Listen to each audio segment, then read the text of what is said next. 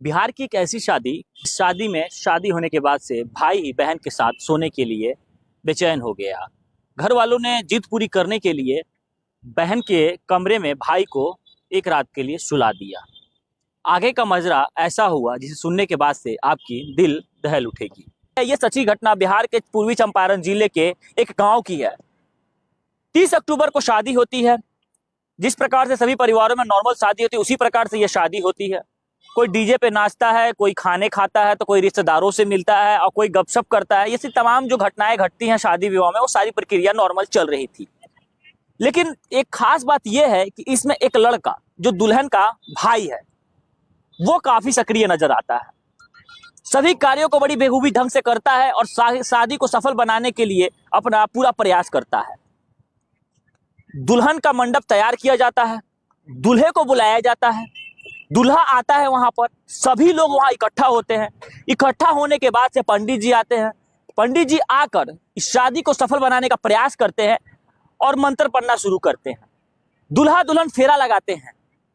फेरा लगाने के बाद से जो आगे क्रियाकलाप होता है, लोग आशीर्वाद देते हैं, फूल और माले छिटकते हैं और दूल्हा दुल्हन को मंगलसूत्र पहनाता है और सभी लोग ताली बजाने लगते हैं। यहां तक तो बात ठीक है, लेकिन जो शख्स जिसमें दुल्हन का भाई काफी जो सक्रिय दिखता था, भाग दौड़ कर रहा था, कहानी उससे स्टार्ट होती है। जब शादी हो जाती है सभी लोग आशीर्वाद दे देते हैं दुल्हन को। उसके बाद से एक नया ड्रामा शुरू होता है। ड्रामा यह होता है कि दुल्हन का भाई बहन के साथ सोने के लिए बेचैन हो जाता है, जिद करने लगता है। शादी का माहौल था, सभी रिश्तेदार, हित परित नाते सभी लोग वहां इकट्ठे थे। घर वालों की चिंता बढ़ गई कि लोगों तक ये बात ना पहुंच जाए, हमारे अंदर हमारी बेइज्जती हो जाएगी। लेकिन भाई की जिद पूरी करने के लिए घर वाले उसको कमरे में सुलाने के लिए राजी हो जाते हैं।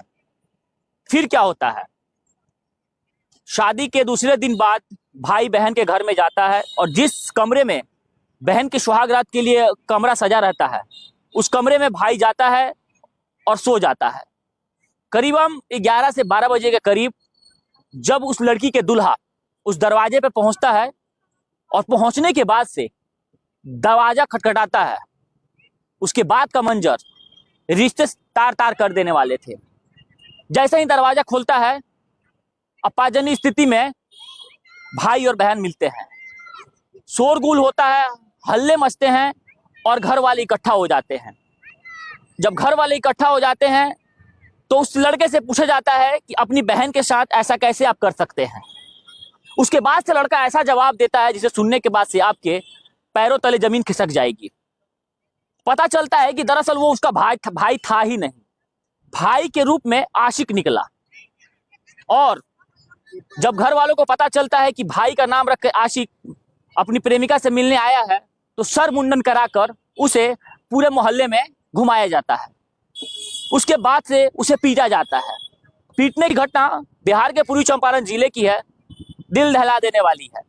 अब इसमें अपनी आप राय बताएं और विचार बताएं कि क्या समाज हमारा किस ओर जा रहा है और आधुनिकीकरण के नाम पर यह समाज किस और गड्ढे में ढकेले जा रहा है।